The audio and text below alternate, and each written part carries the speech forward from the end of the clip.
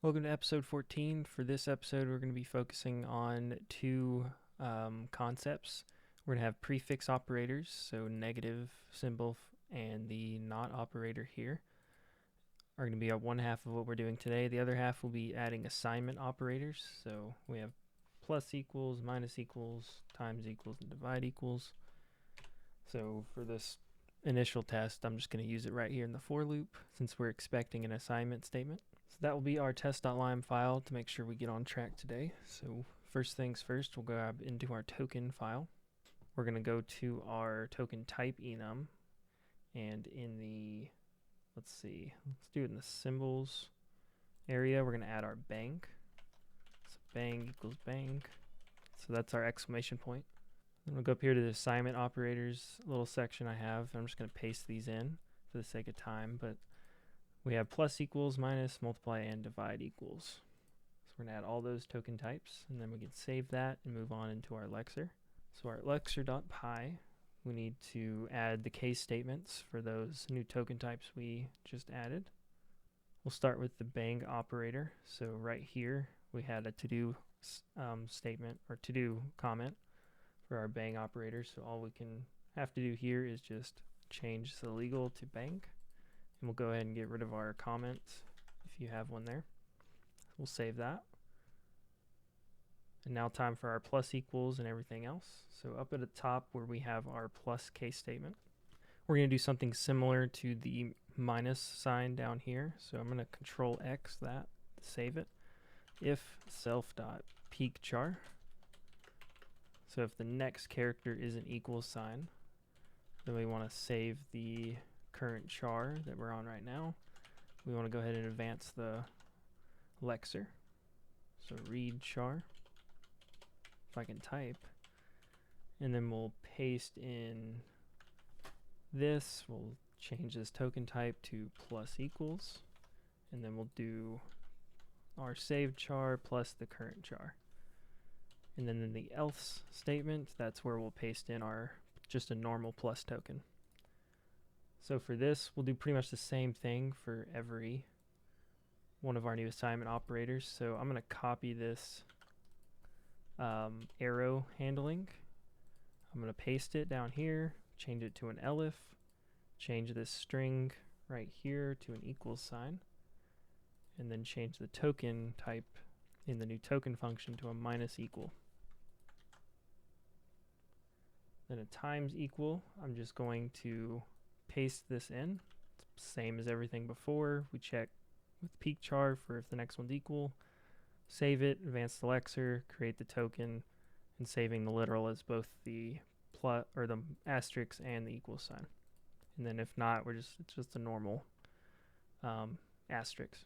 And finally, we have our divide case. So I'll paste that in, same as before, just changing this to div equal and slash. Now that's out of the way. We can save this file and we can move on into our ast.py. So we'll scroll up to the top to our node types. We'll go down to the expressions section, and I'll paste in this prefix expression is going to be our new node type equals prefix expression.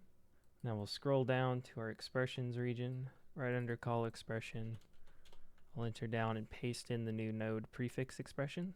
It's going to take in an operator, which is a string, and the right node to that expression. So in our test.lime, it will give us a minus sign, and then the right node will be the integer 10. So now that we have that node set away in AST, we can save that file and move on into our parser. Scroll up to the top. In our expressions little line here, we'll import that prefix expression, save the file. And I forgot one more thing to do in AST. We need to go to the statements. We need to find assign statement. Assign statement here. We need to modify this assign statement node to also include an operator now. So in the init function, operator string equals an empty string, and then we'll add self.operator equals operator. And now that should be everything we need for the AST, so we can move back into the parser. After we've imported this, we can go down to the prefix parse functions dictionary we have in our init function. we'll add 2 more entries into this, so I'll enter down just for some space. We'll paste that in. We have one prefix function for minus, and then one for bang. And both of these are going to call the parse prefix expression function. So we'll implement that. We'll scroll down to our expressions at the very bottom. Enter down, def underscore underscore parse. Let's see. All right, underscore underscore parse prefix expression. Self. It's going to return that prefix expression node. We're going to go ahead and set up the prefix expression node equals a new instance of prefix expression. We'll set operator equal to the current token's literal. We'll go ahead and advance the lexer, or the parser. We're going to set the right node variable equal to our parse expression function. So we want to parse an expression from these next tokens. Precedence type is going to be the lowest. Or I'm sorry, it's going to be prefix, since we've added that beforehand. And then we're going to return the prefix expression. Now we're going to scroll up to our helper methods. Under here, let's do it above expect peak. We're going to create a new function, underscore underscore peak token is assignment. So this function is just going to tell us whether or not the peak token is one of our assignment operators. So we'll take in self, it will return a boolean, true or false. The assignment operators can be a list of token types. So all of our assignment operators are the equals sign, the plus equals sign, and I'll paste in the last 3, minus equal, multiply, and divide equal. So now all we have to do is return the self.peakToken.type in assignment operators. So if this type of the peak token is one of these, this will return true. If not, it'll be false. Now we'll copy this function name. We'll scroll down to parse statement. Right here in this if statement, we check to see if it is an equal sign to signify that this is a parse assignment statement that we need to run that function. Now we can use our new helper function instead, just to clean up the code a bit. So if the token is any of those assignment tokens, or if any of those are assignment tokens, that's when we'll call this function. Now we'll control click to the parse assignment statement here. Instead of skipping the equal sign here, we're going to add a value to our new property operator on the assignment statement. We'll set operator to self.currentToken.literal, and then we'll add our next token to skip it after we've set this. So we'll keep the right value, everything else the same in here, and that should complete everything we need to do in the parser, so we can move into the compiler now. We'll scroll to the top, go ahead and import our prefix expression node. All right, we're going to scroll down to our expressions region at the very bottom of this. So underneath visit call expression, we'll enter down. We're going to create a new function, visit underscore underscore visit prefix expression. Takes in a self and the prefix expression node, and it's going to return back a tuple of IR type value as the first element, and a IR type as the second element. So we're returning this pretty similar to how the call expression does it, because this function is going to be called in our resolve value function down here. We'll implement this function first before we call it. So we're going to break up this node into an operator variable. We're going to break it again to a node. So this will be an expression, so node.writeNode. We're going to resolve the value of this write node, so write value, write type equals self.underscore underscore resolve value. And we're going to pass in that write node as the expression. We're going to set a type variable to none. We're going to set a value variable to none. So if is instance, built-in Python method. If this write type here is the IR float type, We're going to set type equal to ir.floatType. We're going to do a match statement, so match the operator that we're using. If the case, it is a negative symbol, we want to set value equal to calling our builder dot fmul. So this is going to be float multiplication. We want to multiply the right value times, we're going to create a new constant value in LLVM, the ir.constant. It's going to be a float type constant, and the second parameter will be negative 1.0. So if we see this, we're just going to multiply whatever this value is by negative 1, and that will flip the case. So that will turn it negative, or if it's you're putting a negative on a negative number, those will cancel out and make a positive. Last case here, we have our bang symbol, and that value is just going to be an ir.constant. It's going to be an int type 1, so a boolean or a bit, and that's going to be 0. So 0 is going to be pretty much equal to false on that. So we're falsifying a not operator. Elif, the right type is an int, so ir.int type. We're going to set the type variable to an ir int type, and it's going to be a 32-bit integer. We're going to do another match statement, very similar to what we did up here, so I'm going to go ahead and copy this and paste it. Instead of fmul, we're going to use just regular mul. Instead of float type, we're going to change this to int type, and it'll be a 32-bit integer, and we'll get rid of this decimal and 0. So it's going to do the same thing as floats, except we're dealing with integers, so we have to slightly declare a constant differently and use a different function.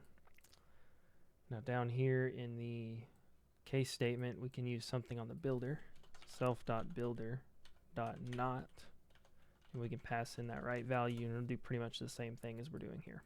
At the very end, we can enter down and return value and type from this function. So now we'll copy that function name. We'll scroll down to resolve value, should be right below it, to our expressions, and we'll add in case node type dot prefix expression, and we're going to return a self dot visit prefix expression call, and we're going to pass in that node.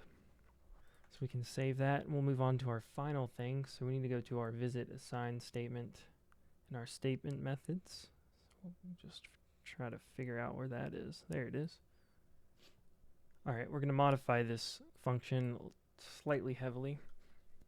So we're going to add in between name and value, we're going to bring out our operator as well that we've added. So node.operator. We're going to go ahead and move this below here. We're going to go ahead and get rid of, we're going to tab those to the left one and we get rid of the else. Under this if statement, we're going to just add one more line just to return directly out of this function. Here I'm going to, just for the sake of not having the same names right here, I'm going to change this to right value, this one to right type. I'm going to change this to be called var pointer underscore lookup name. We're going to get rid of the store instruction. We're going to replace it with a new variable, original value, orig value, equals a builder call, self.builder to a load. And we're going to load that variable's pointer. So we're going to load whatever values at that pointer. If the is instance of the original value dot type is an int type, so ir.int type, and the right type is also, and it's a float type, so if they're mismatched, we're going to set orig value equal to self.builder.sitofp. So this is just a conversion to a integer to a float. We're going to pass in the original value, and we're going to pass in a new float type. We're going to pass it, also do another if call, if is instance, orig value. We're going to, actually I'll copy this and paste it here. So our rig value.type is a float. And the new value is an int. We want to use the same function, except we want to convert the right value to a float. Now we'll enter down a little farther. We're going to set a value variable equal to none. We're going to set a type variable equal to none. We're going to create a new match statement based on what operator we have. I'm going to write 2 of these, and then I'm going to paste the rest because they're pretty almost exactly the same. So we're going to add our case statement for our equals sign. That just means value equals right value. That's it. If we have our plus equals operator, we want to have an if statement. If is instance, the original value is type, dot type, is an int type, so ir.int type, and is instance again. The right type is an int type as well. We want to set the value equal to a builder, self.builder, add instruction, where the original value is getting added against the right value. Else, if they're not integers, we want to use the floating point. So value equals self.builder.fadd for floats, the original value and the right value. Now for the rest of these, I'll paste these in and go over them. So we have minus equals, which is using the sub and f sub functions. Multiply equals mul and fmul. Divide equals sdiv and fdiv. And then I added a default case just to say it's unsupported as a little temporary error catch right here. Now that we're done with that, we can get on the outside of this match statement. We're going to make a variable pointer, a second one for underscore, equals self.environment.lookup. We're going to look up the name, and then we're going to store, so self.builder.store, we're going to store the value to that pointer. And that should be everything we need to do for assign statements. Now we can pull up this test.lime, run python main.py, and we see here that everything is starting to print as we want it to. So that's how you add the new assignment operators. We have our negative right here, and we have our prefix operator right here, and we can see that's working from not false, so be true is printing out to the console. So thank you for watching, and next episode will be on postfix operators, so mostly useful right here in a for loop, so you'll be able to add plus plus, minus minus, or you can add your own after that. So that'll be the topic of next. So thank you for watching, and I'll see you in 15.